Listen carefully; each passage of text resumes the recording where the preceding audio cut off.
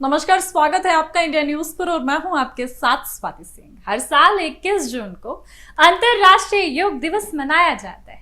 भले ही अंतरराष्ट्रीय स्तर पर योग दिवस मनाए जाने की शुरुआत साल 2015 से हुई हो, लेकिन योग विद्या की पद्धति काफी पुरानी है।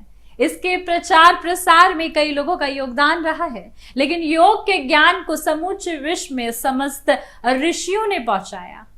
आपको बता दें कि धर्म ग्रंथों के अनुसार ब्रह्मांड का पहला योगी भगवान शिव को बताया गया है, लेकिन धीरे धीरे ये परंपरा ऋषि मुनियों के कठोर तप का प्रतीक बन गई। ऋषि मुनियों के क्रम में प्रथम योगी महर्षि पतंजलि थे। पतंजलि ने 195 योग के सूत्रों की सोच रचना की। आपको बता दें कि जिन्हें योग दर्शन का स्तंभ माना जाता रहा है, इसलिए योग परंपरा में पतंजलि को शिव से कम नहीं समझा जाता। इसके बाद आदि योगी ने खुद को आदि गुरु के रूप में रूपांतरित किया और अपनी योगिक विद्या को 7 साधकों को देना शुरू कर दिया। यानी 7 लोग ब्राह्मण ज्ञानी बने और सप्त ऋषि कहलाए। सनातन संस्कृति में इन सप्त ऋषियों को पूजा जाता है। शिव से परम प्रकृति में खिलने की तकनीक और ज्ञान प्राप्त करने के बाद ये सप्त ऋषि योग के 7 मुख्य पहलू बन गए।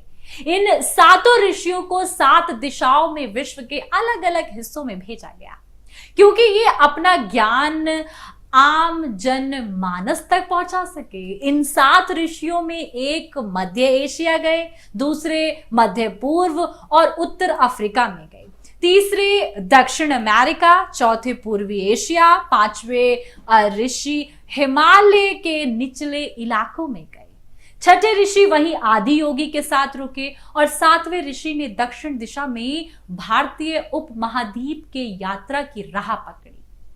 दक्षिणी प्रायद्वीप की यात्रा करने वाले यही ऋषि हमारे लिए बेहद महत्वपूर्ण माने जाते रहे हैं, जिनका नाम है अगस्त्य मुनि। अगस्त्य मुनि ने आध्यात्मिक प्रक्रिया को किसी शिक्षा या परंपरा की तरह नहीं, बल्कि जीवन जीने के तौर पर व्यवहारिक हिस्सा बनाया।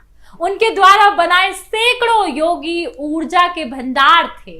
अगस्त्य योगी के बारे में यह भी कहा जाता है कि उन्होंने एक भी शख्स नहीं छोड़ा जो पवित्र योगिक ज्ञान और तकनीक से अनवज्ञ हो। अगस्त्य योगी ने घर घर में योग की प्रतिष्ठा की। तो आप समझिए कि आपको योग दिवस की कितनी ज्यादा अहमियत और महत्व समझ में आया होगा कि ये योग दिवस आज का नहीं है, ये काफी पुराना चला आया है। शिव के दौर से अगस्त्य मुनि के दौर तक ये योग दिवस न जाने कितने ऋषियों ने इसकी जो हम बोलते हैं प्रचार प्रसार किया।